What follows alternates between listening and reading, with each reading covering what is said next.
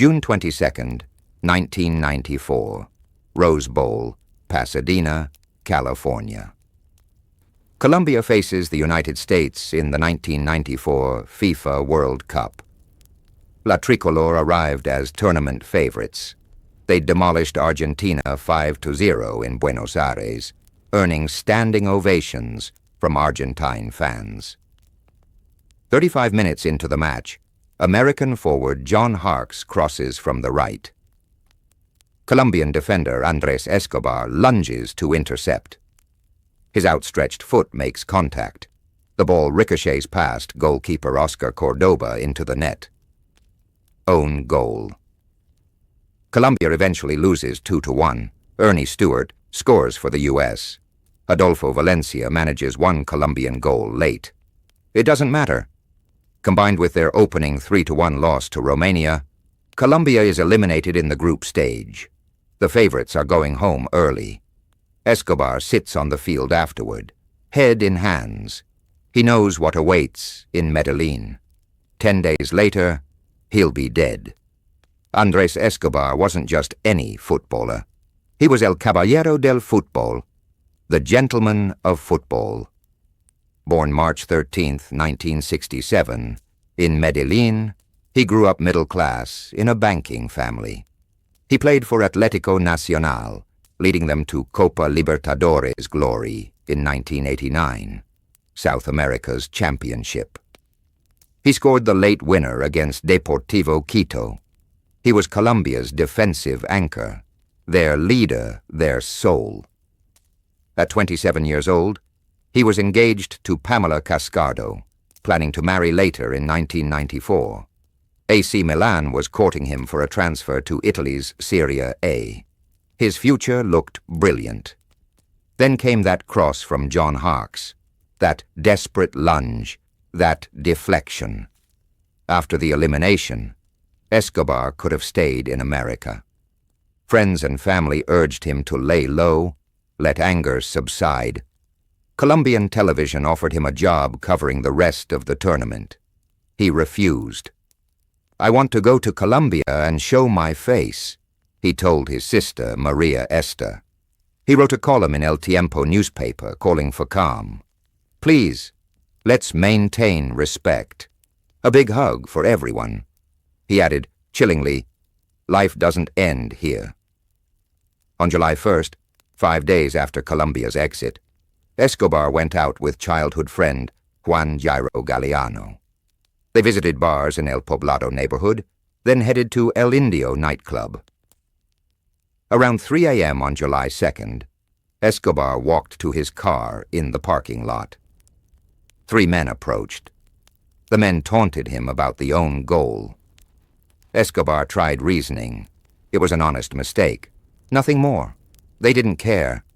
Santiago Galon Henao and his brother Pedro, drug traffickers and gambling kingpins, had allegedly lost heavily betting on Colombia. Their bodyguard and driver, Humberto Castro Munoz, pulled a .38 caliber pistol. He shot Escobar 6 times in the back and neck. According to multiple reports, the killer shouted, "Gol!" after every shot, once for each time the commentator had said it during broadcast of the own goal. They drove away in a Toyota pickup, leaving Escobar bleeding in the parking lot. He was rushed to hospital but died 45 minutes later. He was 27 years old. 10 days after his own goal, Andrés Escobar was murdered. Colombian football in the 1990s was inseparable from narco culture.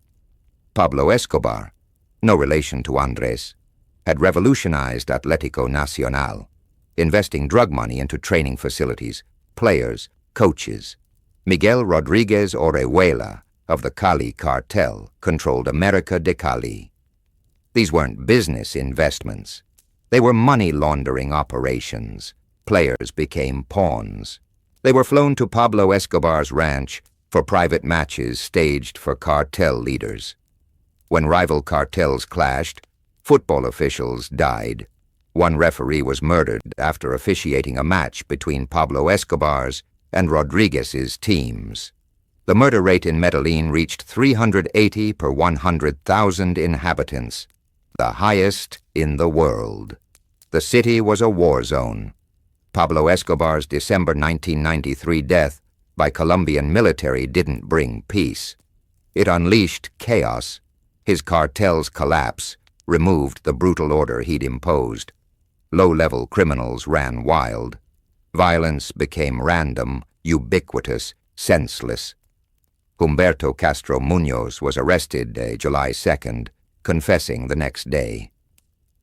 He worked for the Galán Henao brothers, notorious figures in Medellin's criminal underworld. Prosecutors theorized the brothers ordered Escobar killed over gambling losses. Others suggested the argument concerned a woman. Some thought it was arbitrary violence in a city haunted by casual homicide. In June 1995, Castro received 43 years imprisonment for murder. The sentence was later reduced to 26 years under Colombia's revised penal code. He served 11 years total before release in 2005. The Galán brothers remained at large for decades, continuing drug trafficking operations. In 2015, the U.S. Treasury blacklisted them as members of La Oficina de Envigado, successor organization to Pablo Escobar's Medellín cartel.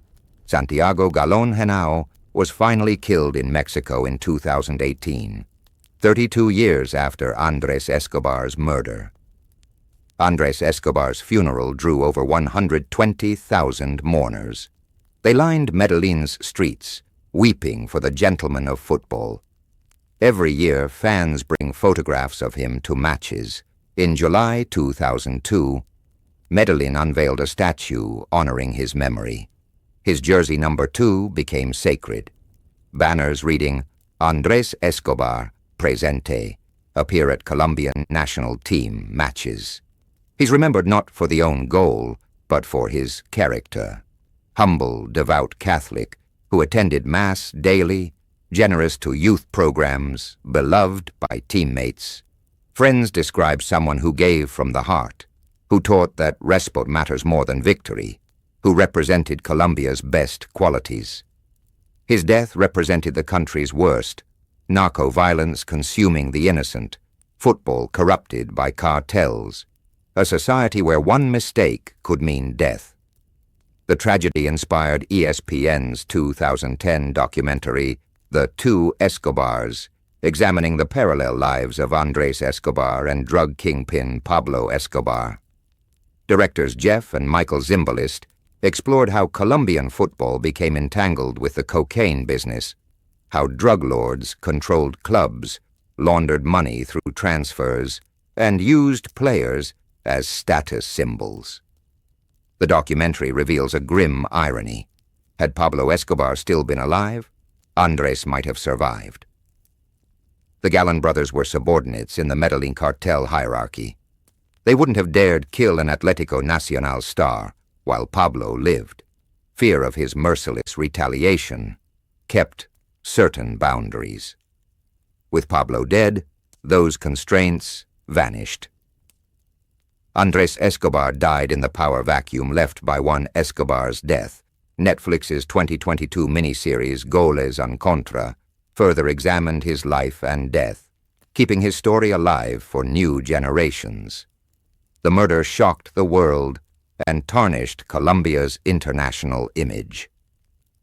In the UK, BBC pundit Alan Hansen commented during Argentina versus Romania on July 3rd, one day after Escobar's death, that the Argentine defender warrants shooting for a mistake like that.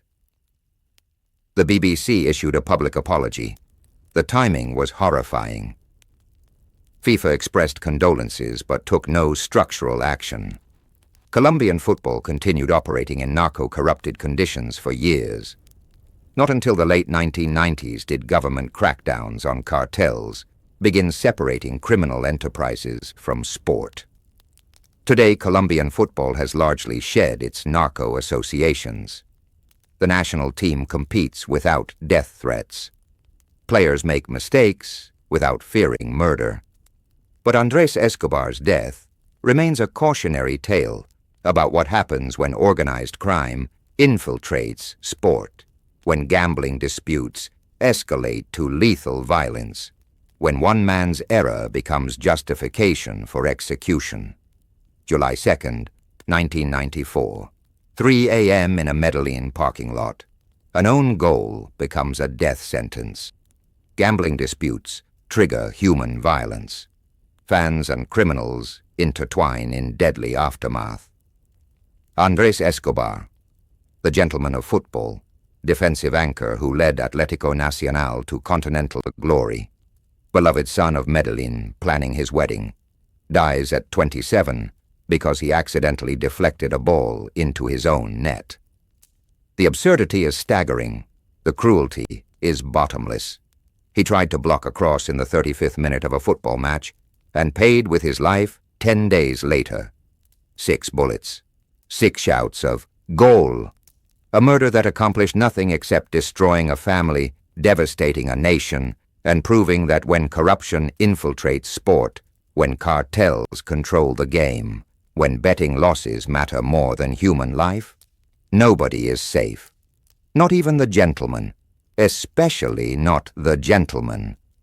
Andrés Escobar didn't deserve to die. He deserved to marry Pamela, play for Milan, raise children, grow old. Instead, he's frozen at 27, eternally the defender who made one tragic mistake and never got a chance to move past it. That's the legacy of July 2nd, 1994. An own goal, a murder, and Colombia learning the hardest way that mixing football, narcos, and gambling creates a combination where everyone loses, especially the innocent.